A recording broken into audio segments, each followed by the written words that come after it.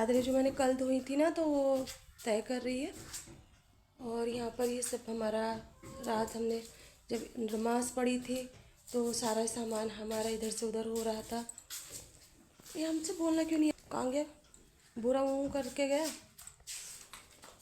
तो यहाँ पे जी हमारी किचन देखिए इस तरह से फैली हुई है। और ये रात हमने सैरी करी थी, जिसकी वजह से ये सब ऐसे ही छोड़ दिया था, क्योंकि टाइम कम रहता है नमाज में और फिर ज़्यादा से ज़्यादा ये दिल करता है कि हम इबादत करें अपनी। तो यहाँ पर मेरे सारे बर्तन वगैरह सब इसी तरह से पड़े हैं। और ये बर्तन जो हमने धोए थे वो भी ऐसे ही रखे हैं।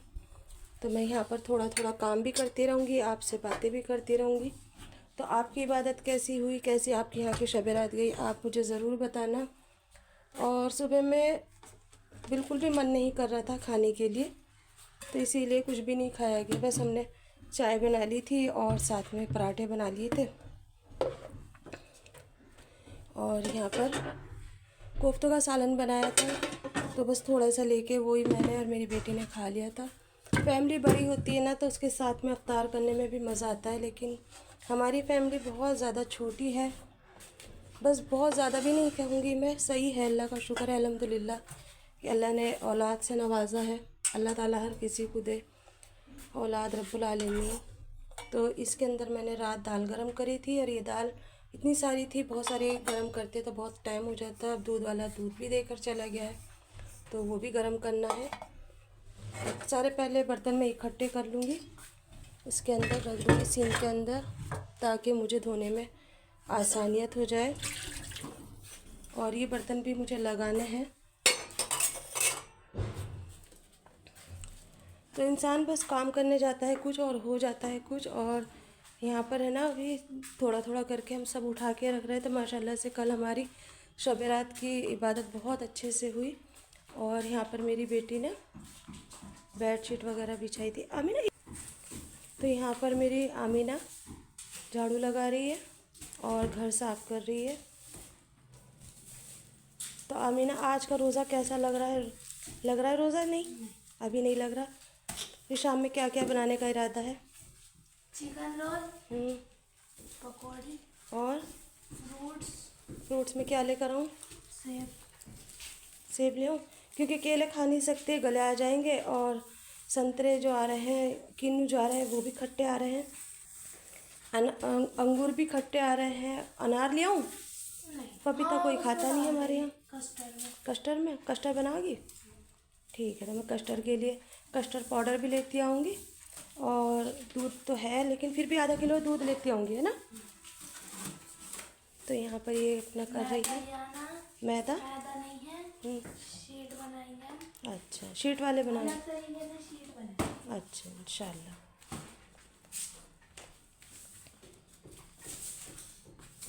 रोजे में काम करते हैं ना, तो पता नहीं चलता। हाँ, ये तो बात है। रोज़ा जब रख के काम करते हैं तो अल्लाह ताला खुद भी हिम्मत भी देता है। और काम तो देखो हर हाल में करना ही होता है ना।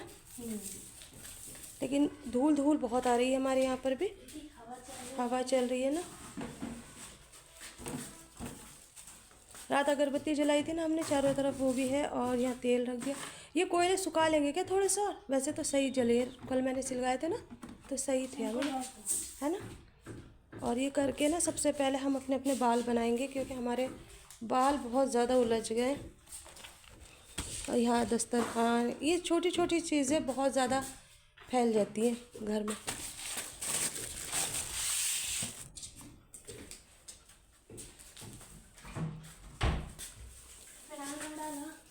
मैंने फिनाइल यहाँ पे सिंक में डाला था। ये वाली प्लेट मुझे उठा देना। दूध भी रखा है यहाँ पर। और यहाँ पर मैंने सारे बर्तन इकट्ठे कर दिए। तो मैं सोच रही हूँ कि ये अपना काम करती रहेगी, मैं भी अपना काम कर लूँ, है ना। ऐसे कर लेते हैं। तो मैं सबसे पहले दूध लेकर आऊँ और दूध को गर्म करने के लिए रखूँगी। तो यहाँ पे मैंने मेहंदी की कीप भी काट के रखी थी, लेकिन लगाई नहीं, क्योंकि बस मन ही नहीं करा हमारा किसी का भी लगाने के लिए। मून स्टार रखा था, लाल वाली जो कीप आती है वो लगा ली थी हम लोगों ने, लेकिन उससे नाखून ऐसे नहीं हुए जैसे होने चाहिए। इस तरह से हो गए, अच्छे भी नहीं लग रहा है ये। तो आज दोपहर में लगाएंगे हम लोग ये कीप। कुछ अंधेरे में दिख भी नहीं रहा है इसके अंदर सही से। तो यहाँ पर है ना कपड़े बहुत सारे हमारे इकट्ठे हुए रखे हैं, जिन्हें मैं आज तो नहीं धोऊंगी, लेकिन हाँ मशीन के अंदर करके रख दूँगी ताकि कल को मैं मशीन लगा लूँ। और ये दुपट्टे हमने लिए थे तो ये ना धोने में डाले हैं मैंने, क्योंकि ये थोड़े थोड़े कड़क से लग रहा है, और सॉफ्ट दुपट्टे रहते हैं ना तो वो सही लगते हैं। ये निकाल दे इसकी सीख, ला मुझे दे दो।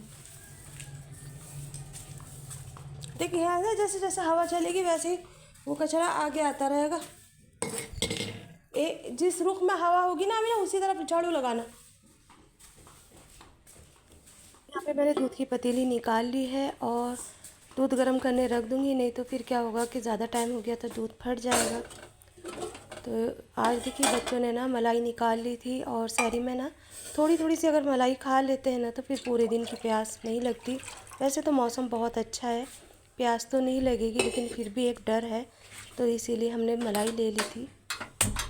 गैस भी अभी गंदा है, बाद में साफ़ करेंगे, है नहीं अभी ना। हाँ गया, घूमने गया होगा। आज तो शहरी में मुझे खुद को ताज्जुब हुआ कि कभी जाता नहीं जल्दी से।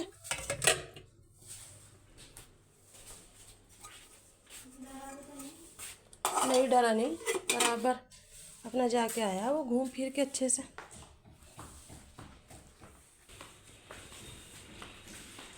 देख धूल कितनी आ रही है नहीं, और अभी तो हवा चली नहीं सही से।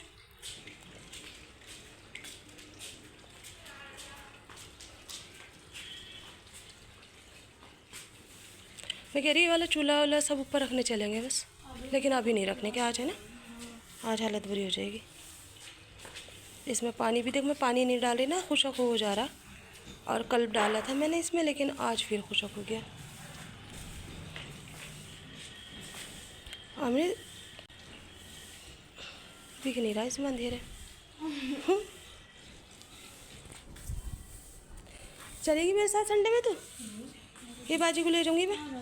मेरी बात तो सुन, तेरे पास अभी तक कितना वो है ना, फिर संडे का दिन ख़राब हो जाएगा बेटा, तो याद कर लेना। तो जाना और आना ही तो है हमें, खाली तेरी वैली आएगी और मैं रुपट्टे लाऊंगी, मैं लाऊंगी इसमें के, लेकिन ऐसे वाले जो ये है ना, ये नरम रुपट्टा है, ये वो वाले भी नरम हो जाते हैं, लेकिन कुछ दिन के बाद बस उठा ले बस यहाँ से कचरा।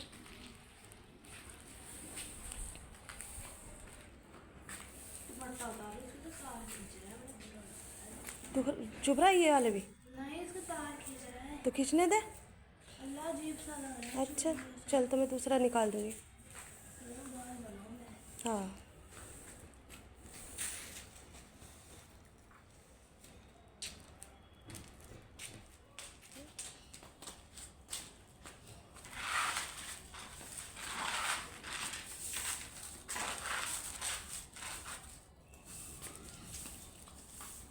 बाहर की देलियों की तरफ कर दे इसको। बस मैंने कल गेट भी धो दिया था ये। हम्म?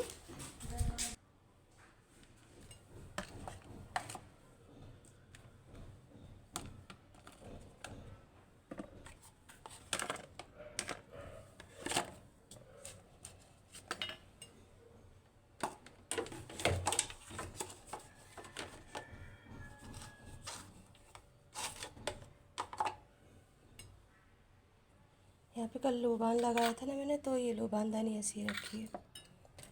जब जब लोबान लगाती हूँ ना तो मुझे मेरी अम्मी की बहुत याद आती है, क्योंकि हर साल है ना मेरी अम्मी मुझे लोबान भेजती भी थी, कभी कभी कोयले से लगा के भी लेकर आती थी, कभी कभी लोबान भेज देती थी कि नहीं तुम खुद ही लगा लेना। तो आज वो नहीं है, पर उनकी यादें हैं मेरे साथ। बहुत सारी यादें हैं मेरी शबरात के साथ, आपको क्या क्या बताऊं, किस तरह से बचपन गुज़रता है और किस तरह से वक्त कहाँ से कहाँ ले जाता है। जब हम छोटे थे तो बहुत ही अच्छा लगता था, और कपड़े बनाने की तो बड़ी जल्दीबाजी रहती थी, और मैं ना क्या करती थी पता है, मैं अम्मी से बहुत ज़्यादा ज़िद करती थी। हालात अच्छे हों या ना हो, लेकिन बच्चों की ज़िद के आगे माँ बाप मजबूर हो जाते हैं। और फिर उसके बाद में ना कैसे करके वो कपड़े बना दिया करती थी मेरे। एक बार क्या हुआ कि शब रात थी और अम्मी ने ना कपड़े नहीं बनाए। तो मैं बहुत रोई, मैंने अम्मी से ज़िद करी। फिर अम्मी ने मुझे एक घर में ही रखा था 4 मीटर का कपड़ा, लेकिन वो बहुत ही डार्क कलर था और मैं वो पहनती नहीं थी। मैंने उनसे मना कर रखा था कि मुझे कभी ये कपड़े नहीं बनाना, लेकिन ज़िद इतनी थी कि मुझे सभी पहनेंगे शब रात पे कपड़े और मुझे भी पहनने हैं। तो मैंने वही कपड़े लेके और अम्मी से कहा कि इस पर कढ़ाई करा के दो, फिर सिलवा के दो। तो वे बेचारी अम्मी ने मेरी कढ़ाई करा के दी और सिलवा के दिए। उस कपड़े को देख के मन तो नहीं कर रहा था पहनने के लिए, लेकिन मेरी जितनी भी सहेलियां थी, मेरी फ्रेंड थी, उन्होंने सब ने ही पहन रखे थे। तो बस मेरे अंदर एक ज़िद थी कि मुझे पहनने हैं तो पहनने हैं। और जब मैंने वो कपड़े पहने ना, जो मुझे अच्छे नहीं लगते थे, वो इतने प्यारे लग रहे थे कि मैं सबसे अलग लग रही थी। फिर अम्मी ने मुझसे कहा, देखो इसी कपड़े को तुमने ठुकरा रखा था और अल्लाह ने यही कपड़ा पहनाया है। तो ऐसे ही ज़िंदगी में ना उतार चढ़ाव आते हैं, लेकिन बस उसको कैसे समझ के हमें चलना है, ये मैंने उस टाइम से जाना। जिन चीज़ों को हम ठुकराते हैं ना, कभी कभी अल्लाह ताला उन्हीं चीज़ों से हमें बहुत प्यार करा देता है। और वो कपड़े मैंने बहुत पहने।